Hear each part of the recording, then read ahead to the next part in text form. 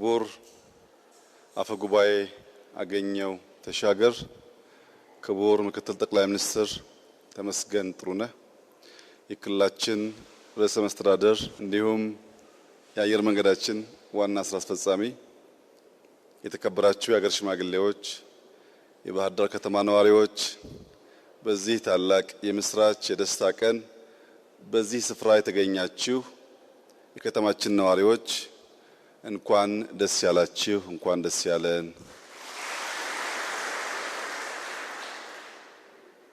ባህር ዳር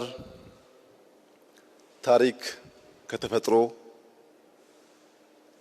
ሁለቱም ሳይሰስቱ ውበት ያበዙላት፣ ታሪክ ያጠገቧት፣ ለኛ ለኢትዮጵያውያን ከኛም አልፎ ለአፍሪካውያን የልማት የብልጽግና የለውጥ የእድገት ምሳሌ መሆን የምትችል ከተማ ነች።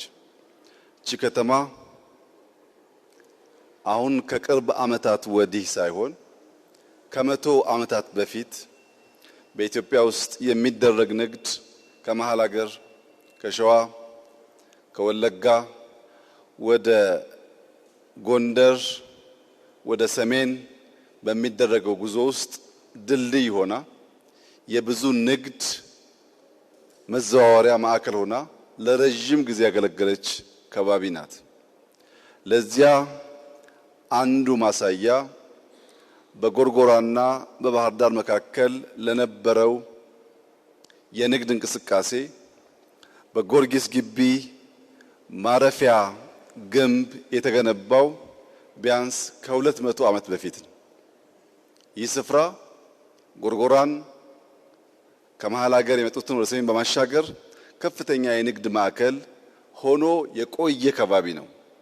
በዚያ ታሪኩ ልክ ንግድ ተስፋፍቶ ሀገር ተለውጦ ለከተማውም ከከተማውም ባሻገር ልማት ሊያመጣ የሚችልበት ሁኔታ በቀጣይነት ባለመሰራቱ ባህር ዳርን ማየት በሚገባን ልክ ሳናይ የቆየን ቢሆንም አሁን ታሪካችንን መለስ ብለን በመቃኘት መልካም ጅማሮ እንዳለ በእርግጠኝነት መናገር ይቻላል። ከቅርብ ጊዜ ወዲህ የጎርጎራ ሪዞርት ተገንብቶ እዚህም ፈለገ ጊዮን ባህር ዳር ከተማ ውስጥ ተገንብቶ ሁለቱን ማገናኘት የሚችል የብዙ ቦቶች መርከቦች በተለይም ጣናነሽን የመሰለ በኢትዮጵያ ትልቋን መርከብ በዚህ አካባቢ ማምጣት የተቻለበት ዋናው ምክንያት በቱሪስት መስክ ባህር ዳር ለኢትዮጵያ ማበርከት የምትችለው በጣም በርካታ ሀብቶች ስላሉ ነው።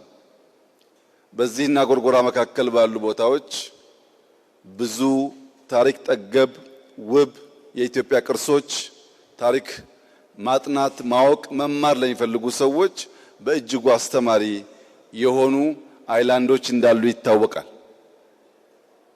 እነዛን አይላንዶች ማየት፣ ታሪክ መማር፣ ማጥናት የሚፈልግ ሰው በባህር ዳርና ጎርጎራ መካከል የነበረውን ለረጅም ጊዜ የቆየውን የትራንስፖርት ሁኔታ አሻሽሎ በርከት ያሉ ሰዎች አንድ ጊዜ ከዚህ ወደዚያ ወይም ከዚያ ወደዚህ ለማምጣት በሚያስችል መንገድ ቱሪዝም በሚያነቃቃ መንገድ የተሰራው ስራ ከመንግስት ኢንተርቬንሽን ባሻገር የግሉ ሴክተር በባህር ዳር ከተማ ያለቁ የተጀመሩ በቅርብ የሚጠናቀቁ በጣም በርካታ ስራዎች እንዳሉ ለማየት ችለናል።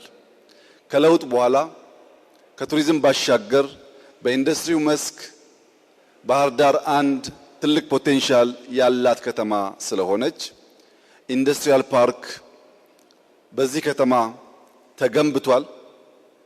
ኢትዮጵያ ውስጥ ካሉ ከተሞች ምናልባትም ቀዳሚ በሆነ ደረጃ የውስጥ ለውስጥ መንገድ በጥሩ ዲዛይን ከተሰራባቸው ከተሞች መካከል ከፍተኛውን ስፍራ የምትይዘው ባህር ዳር ናት። በሀገራችን ብቻ ሳይሆን በከባቢያችንም ጭምር በግዝፈቱ በጥራቱ ሊተካከለው የማይችል ድልድይ የተገነባው በባህር ዳር ከተማ ነው። አሁን ደግሞ የኮሪደር ስራው በውስጥ ያላችሁ ሰዎች እንደምታዩት እኛም ዛሬ በከፍተኛ አድናቆት እንዳየነው በጣም ተስፋ ሰጪ ይበልጥ ውበቷን መግለጥ የሚችል ሰዎች ተቀብላ ለማስተናገድ የሀብት እንቅስቃሴ ማዕከል ለመሆን የሚያስችል ሁናቴ በባህር ዳር መጀመሩን አይተናል። ከዚህ ባሻገር እየተሰራ ያለው ስታዲየም ሲጠናቀቅ ብዙ ሰዎች ከሀገር ውስጥ ከአፍሪካ እየመጡ የሚሰነብቱበት የሚከርሙበት ውበት፣ ታሪክ፣ መልካም ማህበረሰብ ተዳምሮ በብዙ መልኩ መጥተው የማይቆጩበት ከተማ እንደሚሆን ምንም ጥርጥር የለውም። ከዚህ ባሻገር ዛሬ ያየሁት በጣም ተስፋ የሰጠኝ ነገር በአማራ ክልል ጠቅላይ ፍርድ ቤት የተሰራው ሪፎርም ነው። የአማራ ክልል ጠቅላይ ፍርድ ቤት ፕሬዝዳንት ከቢሮአቸው በመሆን በመላ ክልል ደረጃ የሚደረጉ ችሎቶችን ቨርቹዋሊ መከታተል የሚያስችል ቅሬታ ማድመጥ የሚያስችል ለክልሉ ሕዝብ ፍትህና ርትዕን ለማረጋገጥ የሚያስችል አስደናቂ ስራ በአጭር ጊዜ ውስጥ ሰርተው ማየቴ ከፍተኛ ምስጋና ላቀርብላቸው እፈልጋለሁ።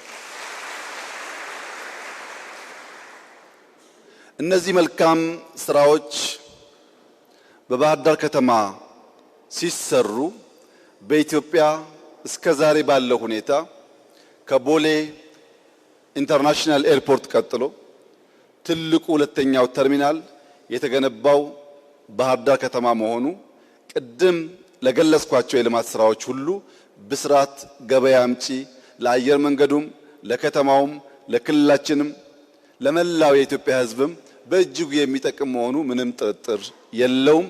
ይህንን ታላቅ ስራ ለሰራው አየር መንገዳችን እና ዋና ስራ አስፈጻሚያችን እንኳን ደስ ያላችሁ ታላቅ ስራ ለማለት እወዳለሁ።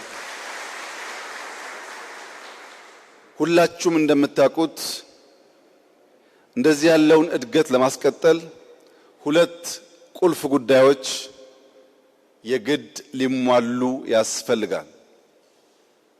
አንደኛው ቁልፍ ጉዳይ በገነባን ቁጥር በርከት ያሉ ሰዎች እያመጣን ይበልጥ ገቢያችን እያደገ ሌላ ልማት ሌላ ኢንተርቬንሽን ማድረግ የሚያስችል የከተማውን ገቢ የከተማውን አቅም ማሳደግ ያስፈልጋል። በኢትዮጵያ ውስጥ ከቦሌ ቀጥሎ ትልቁ ተርሚናል አለ ብንልም ትልቁ ድልድይ አለ ብንልም ትላልቅ ሪዞርቶች ተገነቡ ብንልም ስታዲየም እያለቀ ነው ብንልም ዛሬ ባህር ዳር ኢትዮጵያ ውስጥ ካሉ ከተሞች ገቢዋ 7ኛ ደረጃ ነው። ይህ ገቢ ካልተሻሻለ በስተቀር ከንቲባ ጎሹ ከተማን መቀየር አይችልም ብቻ ሳይሆን እስካሁን የሰራውን ጭምር ሜንቴን ማድረግ አይችልም። ዛፎች ተተክለዋል፣ ሳር ተተክሏል፣ አበባ ተተክሏል። ይሄ ሁሉ መጠገን እንክብካቤን ይሻል። ለዚያ ደግሞ ወጪ አለ። ለዚያ ወጪ እንዲሆን የከተማችን ገቢ አድጎ ባህር ዳር ራሱን ችሎ ራሱን እያለማ እንዲሄድ ለቱሪስቶች ምቹ፣ ለባለሀብቶች ምቹ፣ ወጥተው ለሚገቡ ሰዎች ምቹ፣ ሰዎች መጥተው በደስታ ገንዘባቸውን አፍሰውበት የሚሄዱበት ከተማ መሆን ይኖርበታል። ያ እንዲሆን መላው የከተማችን ነዋሪዎች፣ የክልላችን መንግስት ከከንቲባችን ጋር በመረባረብ ባህር ዳር የሚገባትን የገቢ ልክ ማመንጨት እንድትችል ተጨማሪ ስራ ያስፈልጋል። ሁለተኛው ቁልፍ ጉዳይ ሰላም ነው። ባህር ዳር ረዘም ያለ ጊዜ የቆያችሁ ሰዎች እንደምታውቁት ተስፋ ማደርገው አንድ ታሪክ አለ። እዚህ ከተማ ውስጥ አቶ አህመድ ወሎ የሚባሉ ወይም አባ ኑሩ የሚባሉ ዘይት ነጋዴ ነበሩ። የዘይት ንግዱ ስም ቅቤ ለምኔ ይባል ነበር። እኚህ ሰው የዘይት ነጋዴ ከመሆናቸው ባሻገር አንድ የሚታወቁበት ባህሪ ያላቸው ከሳቸው አነስ ያለ ገቢ ያላቸውን ሰዎች ስራ እየፈጠሩ ያግዙ ነበር። ዘይት እየሰጡ እነዚያ እየቸረቸሩ ገንዘብ እንዲያመጡ ሕይወታቸው እንዲሻሻል ይደግፉ ነበር። በደግነታቸው የሚታወቁ ሰው ናቸው። እኚህ ሰው ከሚያግዟቸው ሰዎች መካከል አንዲት እናት ነበሩበት። እኚህ እናት ሁል ጊዜ ሄደው ዘይት ይወስዳሉ። ሸጠው መጥተው ገንዘቡን ከፍለው ዘይት ይወስዳሉ። ሁሌ ሲመጡ ግን ያለቅሳሉ። እያለቀሱ ዘይት ከአቶ አህመድ ወሎ ወይም ከአባ ኑሩ እየተቀበሉ ይቸረችራሉ። እና አባ ኑሩ ለምንድነው በመጡ ቁጥር የሚያለቅሱት የሚያዝኑት ብለው ይጠይቃሉ። እና ያኚህ እናት ሁለት ልጆች አሉኝ፣ አንደኛው ልጅ ከርሶ በብድር ወስደውን ዘይት በትጋት ሽጦ ገንዘቡን ያመጣልኛል፣ አንደኛው ልጅ ጊዜ ጠብቆ አድብቶ አድፍጦ ያን ገንዘብ ሰርቆ ያባክንብኛል።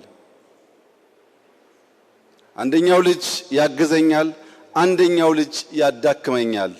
በዚህ ምክንያት ውስጤ ሐዘን ገብቶ ነው በየጊዜው የማዝነው የማለቅሰው ብለው ሴትየዋ ሲመልሱ አቶ አህመድ ወሎ አንድ ግጥም ገጠሙ ይባላል። ቀኙ የሰራውን ግራ ያፈረሰው ሁሉም ጦማዳሪ ሆነ ያገሬ ሰው፣ አልቅሶ ከመኖር እድሜ ዘመኑን አይቆነጥጥም ወይ ቀኙ ግራውን አሉት ይባላል። ቀኙ ግራውን መቆንጠጥ ካልቻለ፣ ቀኙ ግራውን ማሳረፍ ካልቻለ ያየናቸው ተስፋዎች ያየናቸው ሙከራዎች ሊበላሹ ይችላሉ። ጊዜ አይለፍብን፣ ዘመን አይለፍብን። እድል ስናገኝ እንጠቀምበት፣ እድል ስናገኝ ልማት እንስራበት። ይህን ቦታ የሰራነው ከጅምሩ አቅደን ሳይሆን በዚያ ግጭት ምክንያት ጠላት ያኛውን ቀድሞ የነበረውን ያነሰውን አሮጌውን ተርሚናል ሲመታብን በዚያ ከምናላዝን በዚያ ከምናዝን ያንን ችግር ወደ እድል ቀይረን የተሻለ የላቀ ያማረ ለልጆቻችን የሚሻገር ነገር መገንባት ተችሏል። ይህ ነገር ልማድ እንዲሆን፣ ይህ ነገር እንዲደጋገም ባህር ዳር በአፍሪካ ውስጥ ከጥቂት ሀገራት ውጪ ሻል ያለ ኤርፖርት ብቻ ሳይሆን እውነቱን ለመናገር ከሆነ ከብዙ የአፍሪካ ካፒታል ሲቲ የሚሻል የሚልቅ የሚበልጥ ፖቴንሻል አላት። ይህ ፖቴንሻል በእኛ ትጋት፣ በእኛ ጥረት፣ በእኛ ልፋት፣ በእኛ ስራ ልቆ ሊታይ የሚችል ስለሆነ መላው የከተማችን ነዋሪዎች ሰላም ውድ ስጦታ፣ ጊዜ ትልቅ ሀብት፣ ስራ ትልቅ ጸጋ፣ ትብብር በጋራ መቆምና መልፋት ከምን ጊዜም በላይ የሚያስፈልግበት ዘመን መሆኑን መገንዘብ ያስፈልጋል።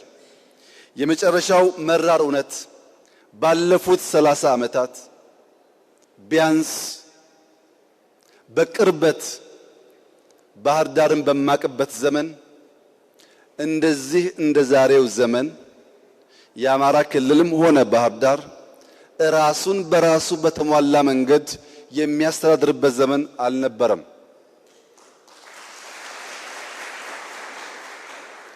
ፕሬዝዳንታችን ከነሙሉ ክብራቸውና ሕግ ከሰጣቸው ስልጣን ጋር ያሻቸውን መወሰን የሚችሉ የታመኑ፣ የተወደዱ፣ የተከበሩ፣ የሚሰሩ፣ የሚያሰሩ ፕሬዝዳንት ናቸው።